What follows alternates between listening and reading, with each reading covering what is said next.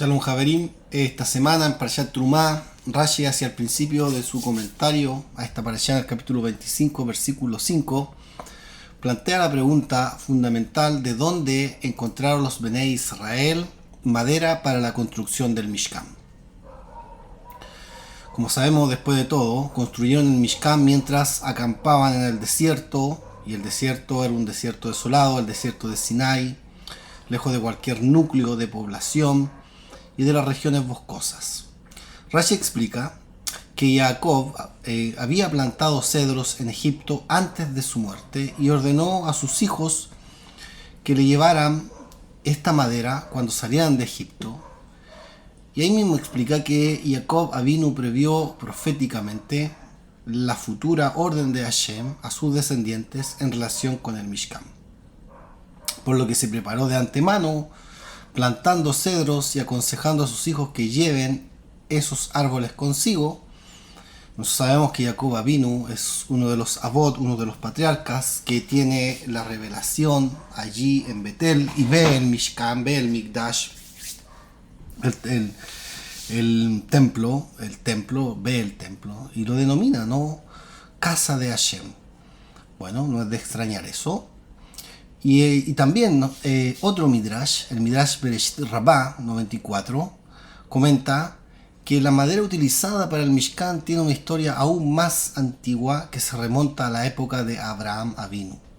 Según el Midrash, cuenta la Torá, cuando la Torá habla de que Abraham plantó un Eichel en la ciudad de Beersheba, ahí en el capítulo 21, versículo 33 del libro de Bereshit, quiere decir que Abraham plantó cedros, que Jacob cortó y se llevó consigo de camino a Egipto. Presumiblemente se trata de los cedros que Jacob plantó en Egipto y ordenó a sus hijos que llevaran consigo con el propósito de construir el Mishkan. Una pregunta interesante que podemos hacernos: ¿qué podrían representar estos cedros? ¿Por qué llevarlos? ¿Por qué son necesarios dentro del viaje?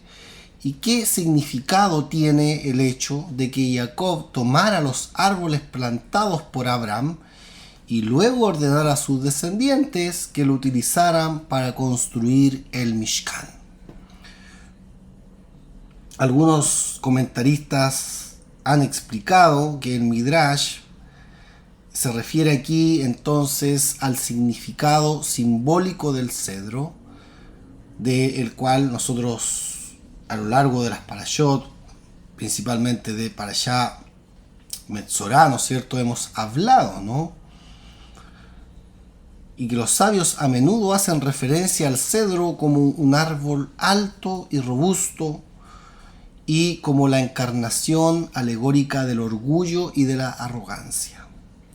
Así, por ejemplo, la Gemara instruye en Masejet Ta'anit en la página 20 Amud Aleph, dice la Gemara que una persona debe ser siempre blando como un junco y no rígido como un cedro. Su uso entonces con el Mishkan pretende reflejar la importancia de la persistencia obstinada e inquebrantable en el ámbito de Avodat Hashem. Es decir, las propias obligaciones que tenemos para con el Eterno. Si bien la Torá denuncia en general la arrogancia y la obstinación como cosas negativas del carácter de una persona, en lo que respecta al compromiso de uno con las mitzvot, debe proceder con confianza y orgullo y no ceder a presiones de ningún tipo. Es decir, la plantación de un cedro por parte de Abraham representa el legado a sus hijos de esta cualidad de compromiso religioso, obstinado e inquebrantable. Abraham se opuso, como sabemos, a todo el mundo pagano y defendió la causa del monoteísmo con tenacidad y persistencia inflexible. Cuando Jacob se dirigió a Egipto para lo que comprendió que sería una estancia prolongada en un entorno espiritualmente extraño y hostil, se llevó consigo estos cedros de Abraham, instruyó a su familia para que permanecieran rígidos como un cedro en sus esfuerzos por resistir las influencias extranjeras de la sociedad egipcia, para que mantuvieran asertivamente su lealtad a las enseñanzas de Abraham con orgullo, con confianza, en lugar de cuestionar sus tradiciones y considerar la superioridad de la cultura de su nación o de la nación anfitriona, que es la nación egipcia. Debían entonces adherirse firme y resueltamente a los valores de sus padres, y era esta cualidad del cedro la que debía acompañarles en el desierto y con la que debían traer a la Shejiná a su seno mediante la construcción del Mishkan. Quizás sea digno de mencionar lo que nuestros sabios enfatizan y que enfatizan la importancia de esta cualidad de rigidez tanto durante la estancia de los Bené Israel en Egipto como en el contexto de la construcción del Mishkan en el monte Sinai. Estos dos contextos representan dos realidades muy diferentes. En Egipto, como ya hemos mencionado, los Bené Israel viven con la exposición constante a una cultura extranjera, a un conjunto de creencias y prácticas religiosas. En cambio, en el desierto, por el contrario, viven solos, distantes y apartados de las naciones y culturas extranjeras. Como lo explica en el Netziv, en su obra Aamek Davar, al principio de la Parashá Beshalach, curiosamente, el mensaje del cedro tenía que acompañarles incluso en el desierto, cuando vivieran sin exposición a creencias y valores competidores.